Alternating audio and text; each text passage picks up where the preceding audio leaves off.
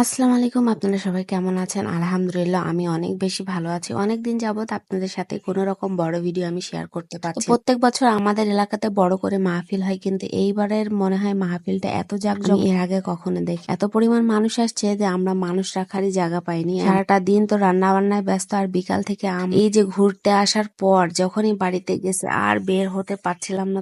প্রত্যেকটা মানুষের বাড়িতে মাশাআল্লাহ এত পরিমাণ আত্মীয় স্বজন। আমার শাশুড়ি মা যেহেতু অসুস্থ, ওনার ইচ্ছা ছিল যে একটু মাহফিলের প্যান্ডেলটা ঘুরে দেখি। আসলে হাঁটতে না পারলে যা হয়, আমি একটা ভ্যান রিজার্ভ করে নিয়েছিলাম। নেয়ার পর আমার শাশুড়ি মাকে নিয়ে আমি সব ঘুরে ঘুরে বেড়াচ্ছি। আর এখানে একটু দূরে একটা মেলা বসছিল, দুই জায়গায় মেলা বসে, যেহেতু আমাদের গ্রামের জায়গা স্বল্পতা হয়ে গেছে এই তো সেখানে আমরা গিয়েছিলাম। আর এই ভাইটা আমার ভিডিও ব্লগ করা দেখে বললো আমাকে একটু ভিডিও ব্লগের মধ্যে। তো খুব ইচ্ছা ছিল যে আরো একটু ঘোরাঘুরি করব, কিন্তু শাশুড়ি মার অসুস্থতার কারণে ওইভাবে ঘোরাঘুরি করতে পারি। মেলাটা বসছে, এটা আমাদের বাড়ির একবারে পাশে, যখন তখন আসা যাবে। তারপরও শাশুড়ি মাকে নিয়ে ঘোরায় দেখাই নিল। এইটা হচ্ছে আমাদের গ্রামের সন্ধ্যার পরের দৃশ্য। এত পরিমাণ মানুষ আসছে, এত পরিমাণ মানুষ আসছে। আমাদের এলাকা মানে এত জাঁকজমক পূর্ণ কোনো ওয়াজ হয় আমার আসলে জানা ছিল না। এর আগে মানুষ হইতো, কিন্তু এত পরিমাণ মানুষ হইতো। যাকে দেখার উদ্দেশ্য করে আসছিলাম, মাশাআল্লাহ তাকে দেখে ফেলছি। তারেক মনোয়ার সাহেব, ওনার ওয়াজ গুলো আমার অনেক বেশি ভালো লাগে। এত পরিমাণ মানুষের ঢল অবিশ্বাস। তো আজকের দিনটা যে কোথা থেকে কিভাবে হয়ে গেল, রাত 1টা পর্যন্ত আমরা সবাই এই মাহফিলের মধ্যেই ছিলাম। মানুষজন খাওয়া দাওয়া এইসবের মধ্যেই ছিল। ফাঁকে অল্প একটু আমি একটু মেলায় গিয়েছি ছোট বাচ্চাদের খেলনা কিনতে। আসলে বাড়িতে যদি ছোট বাচ্চা কাচ্চা থাকে তাদের জন্য একটু খেলনা কিনতে হয়। সেখানে অল্প একটু ঘুরতে গিয়েছিলাম। ঘোরার পর একটু কিছু